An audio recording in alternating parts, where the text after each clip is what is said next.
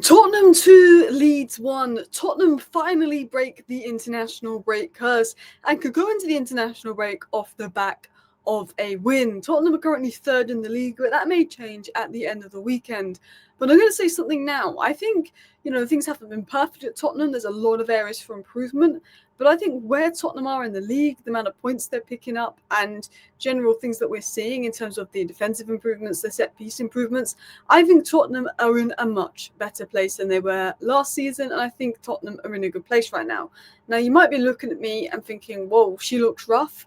I'm aware the lighting in this booth that I'm filming in is atrocious, and the sound of this video might not be the best because this is a soundproof booth that's playing white noise. So look, I'm on the go, I'm out and about today, so I'm having to film in soundproof booth, so I don't have my mic or proper camera equipment and stuff, so I do apologise if this video isn't the best quality, but I want to break down what we learned from Tottenham 2, Leeds 1. It's a big 3 points. Leeds were unbeaten at home this season. It was chucking it down. You were 1-0 up to then go 1-1 through a Vicario error, to then go win the game 2-1. I think that's a good result for Tottenham. You break the international break curse, and Thomas Frank has 1 defeat in 10. You are actually got the second best unbeaten streak in the Premier League, out of Premier League teams after Crystal Palace in all competitions as well.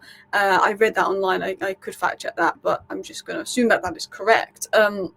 Because I guess Liverpool have lost games and Arsenal have lost games.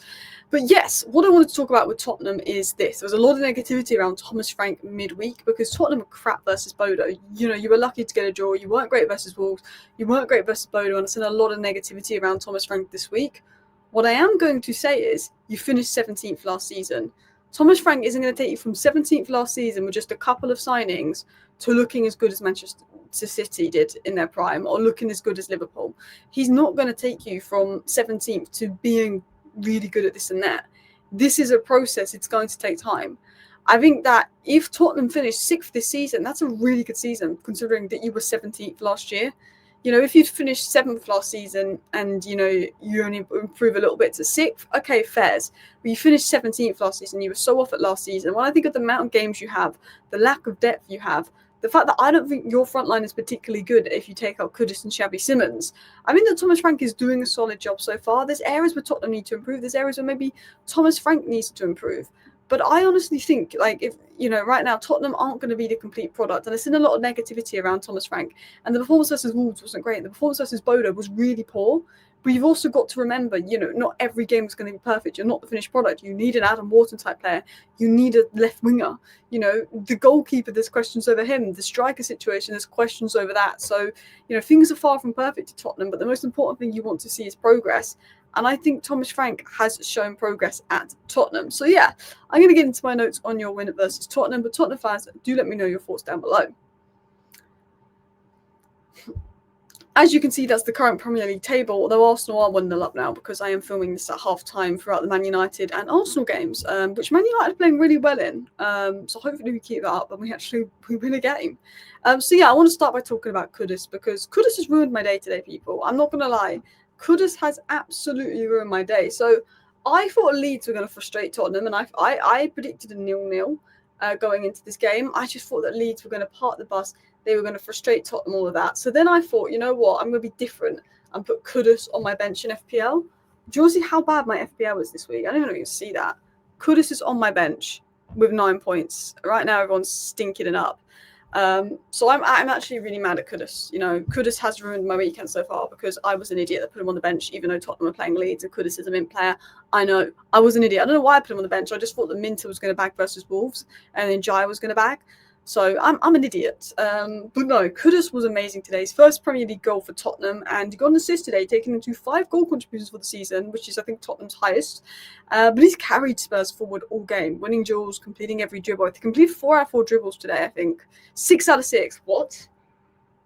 Guys, to complete 6 dribbles in a match is insane. To complete 6 out of 6, 100%, that's nuts.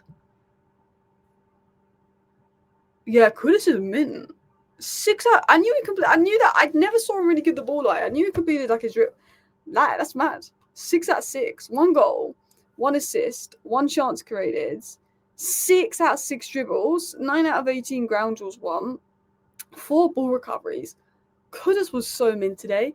Do you know what I noticed about Kudus? There was a couple goal kicks or a couple hundred playing out of the back, and you just lobbed the ball to Kudus, and he was literally taking the ball down, whether it be with his chest, with his foot, anywhere on his body. The ball just got lobbed at Kudus, and he had like 3 players around him, and he was taking the ball down every time, controlling the ball, and then just running through those players.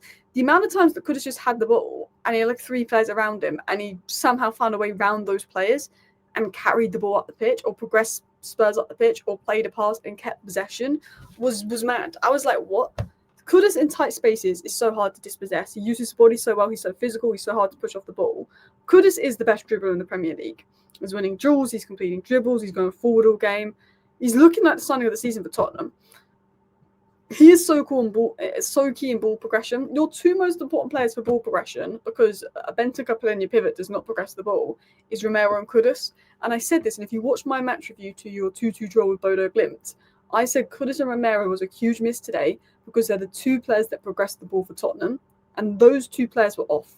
And they're your 2 biggest ball progressors. Kudus out wide Romero essentially, because your pivot does not progress the ball. I thought Palhinha was really good, but he doesn't progress the ball, and Bentancur didn't work with Palhinha today.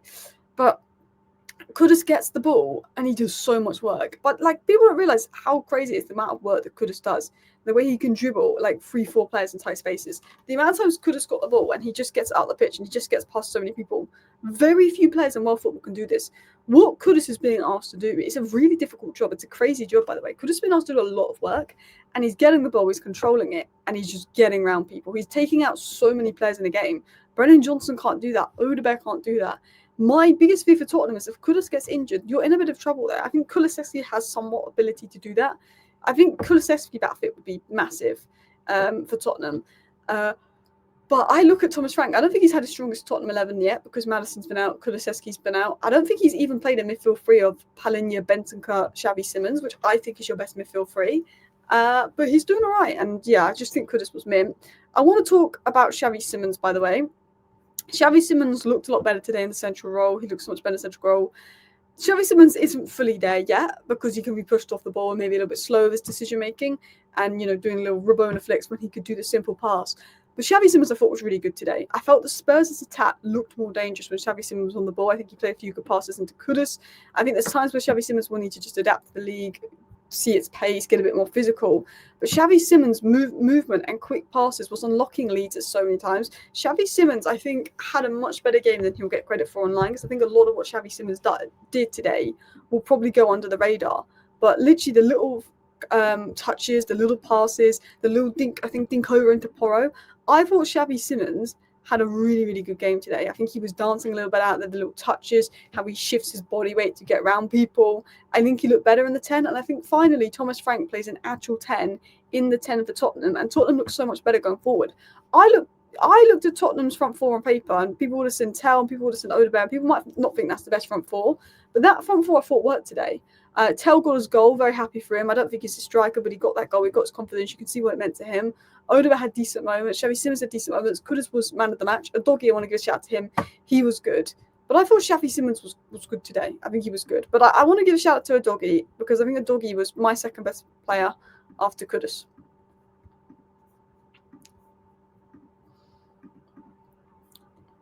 I thought Udogie was outstanding down the left flank. He was so strong defensively. He was progressing the ball in possession, and he made really good, clever runs into space. He delivered a dangerous cross. I mean, there was no one in the box, and the commentator went by a cross, but he was putting good balls in, but he was just really good at carrying the ball. With Udogie, you've got the technical ability, you've got the physical ability. He just needs that sharpness. And I think he's starting to look back to his best pre-injury, but he gives Spurs so much power and energy down that left flank, and he's really good in ball progression and running at people and dribbling, and he's looking to get up the pitch. I think the physical and technical levels from Udogie are really strong, and I thought Udogie had a good game, and then I searched Udogie on Twitter and people were slandering him. Well, I thought Udogie had a good game. Palhinha, I'm just going to say this now, I thought was really good. Palhinha and Bentancur, I don't like them together. I think it only works if you're playing in Liverpool when you're trying to park the bus and be really defensive, because I think on the ball, Palhinha and Bentancur isn't great, but I think off the ball, particularly Palhinha, was really good today. Palhinha was winning duels, was breaking up Leeds counters, and one thing about Tottenham was last season Tottenham was so open, they were so easy to run through, and a lot of that is because of Ange's tactics, but this season Tottenham are much harder to run through And Palhinha is a big reason behind that. He's there, he's stopping counters, he's winning back the ball, he's protecting the back four, he's giving the back four protection they did not get last season. He's off the ball elite. He spots the danger early, he puts his body on the line, he's really good off the ball. I'd like to see him partner with Bergvall. Not play Bergvall as a 10, play Bergvall as an 8 next to Palhinha with Xavi as a 10. That's what I want to see. But I thought off the ball he was great. I didn't like him and Bentancur in terms of central ball progression and stuff like that. But I thought off the ball, I thought that Palhinha had a good game. I think if you want my general notes from Spurs, Leeds have not lost at home this season, so I think it's a good win away from home from Tottenham. Spurs were 1-0 up, and then it was 1-1, then they won 2-1, which shows that they can get back into games. I do notice, though, that Tottenham is so much better when leading a game, and we need to see more of Tottenham coming back into games and more of that. I think they're set up to do really well when they're winning and then struggle a bit more when you're losing. But that being said, you 2-0 down and you made it 2-2 versus Bodo Glimt. I thought Kudus and Simons showed a bit of combination there, and I think they're the future of Spurs attack. I think you need to get the striker situation sorted and someone like Semenya for the left wing. Telgen in goal was big for confidence, and Thomas Frank managed the game well with his subs. He brought on Sarr at the right time. He needed to make a midfield change. Bentancur should have come off.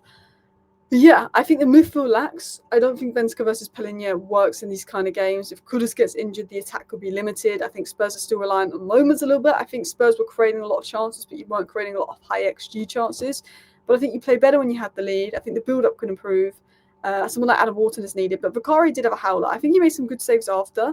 But Vicario was poor today, and that wouldn't fill me with confidence. But what Spurs are proving is they can grind out wins. That's the big step forward. They're getting results. Wins is not something Ange got many of, and Thomas Frank's got quite a few this season. I mean, Ange is struggling with Forest, but you need a left winger, you need a top striker, you need someone like an Adam Wharton that can progress the ball in midfield. But Thomas Frank can only work with what he's got, and he doesn't have the best depth, and he has a lot of games coming up, and there will be injuries, and two of your best players from last season are already out injured. So I think the Thomas Frank hate from last week needs to be laid off a little bit. I think, Thomas Frank is doing a good job. If Thomas Frank gets you 6th, I think he's had a really good season because you were 17th last year. It's about improvement, and I think we're seeing improvements. I think there's a lot of games we haven't been great and you haven't been massively improved, but I think in general you look better structured, you look better set up, and I think that's the main things I'd look for. Thank you for watching. Bye.